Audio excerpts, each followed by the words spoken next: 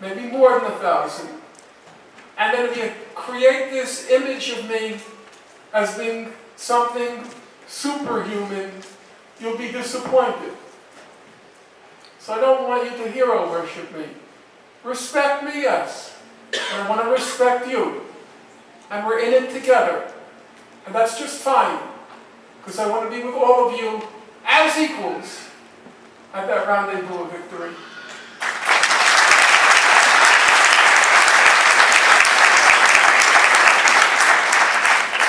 Dr. Finkelstein, as a proud American, a proud Muslim, and a proud Arab of Lebanese descent, I just wanted to thank you for being a voice of reason and truth in a sea of falsehood and false propaganda. I mean, the definition of a hero is one that does something right when others don't do that thing, the right thing. So whether you like it or not, sir, you are a hero to everyone in this room.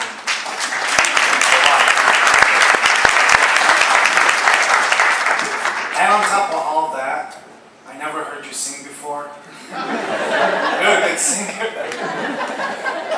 No comment. Now to my question. Now to my question. How different do you feel the Obama administration's approach to Middle East peace is, as opposed to the last 20 years of American foreign policy? As an American, I voted in the last presidential election with the hopes that that President Barack Obama is going to do something different, change. He ran on that slogan, "Yes, we can," and change. And I was hoping that he will take a different attitude towards the Middle East peace process, and maybe for once the United States will actually be an honest peace broker. I don't feel that they've been in any way an honest peace broker anytime in the last maybe 30 years. But it feels like maybe to some that his approach is different. Do you feel it's different? Do you think that during his first term and possibly his second term that he will bring about some type of peace in the Middle East? Or do you feel it's just going to be the same outcome as maybe the Clinton administration or what's his name? Bush. I knew his name, I just wanted to forget it. Well, I would answer it in two ways. Number one, there's no grounds for having expectations from people like Mr. Obama. It was clear from the people who he selected as his foreign policy advisors, these were just holdovers from the Clinton administration and from the Bush administration.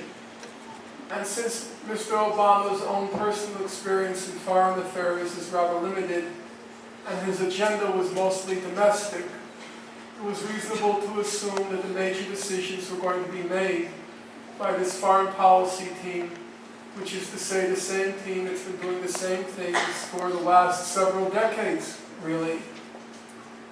On the other hand, it's also true to say that there has been some questioning in elite political circles about whether or not Israel is becoming a liability, that it's acting in such a reckless fashion that it's causing harm to U.S. interests, and that maybe we should start doing something about it. And there's quite a lot of evidence for that. I don't have time now to go through it, but people like Anthony Cordes made a very influential policy analyst after the flotilla bloodbath. He said, Israel's becoming a real pain for us, causing us real trouble. So there is a possibility there that there will be some modification in U.S. policy.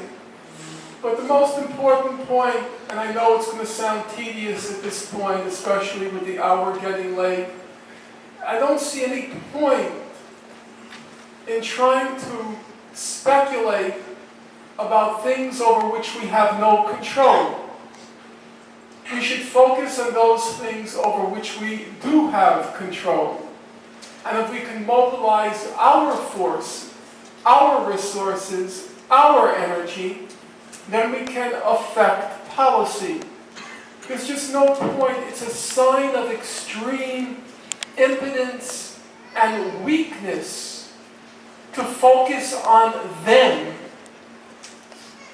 If you ever read, as I have, Gandhi's works, and Gandhi's works were quite substantial. They ran to 100 volumes, 500 pages a volume. There was a lot there. What's very striking about reading about Gandhi, he never cared about what the British were thinking. He never speculated about what the British are thinking. Gandhi always focused on what we, namely the Indians, what we can do. And once we can get our act together, then they will do what we want them to do. And that's our job, to get our act together, to organize sufficiently that regardless of what they're thinking, they're forced to do what we want them to do. And so we should stop this. It's a kind of infantilism to be always looking for a savior, looking for a messiah, looking for somebody to lead us into the promised land. We should be able, all of us, our eyes open, in a clear-headed way, go by ourselves. We don't need saviors to guide us or lead us. That's part of being an adult and accepting the responsibility of being an adult. Walking on your own 2 feet. I don't want a God or a savior to lead me. I want to use my own rational faculty, think things through, reach a decision, and then hopefully find the personal courage and conviction to act on the decision I've made. That's what it seems to me, what it means to be a human being.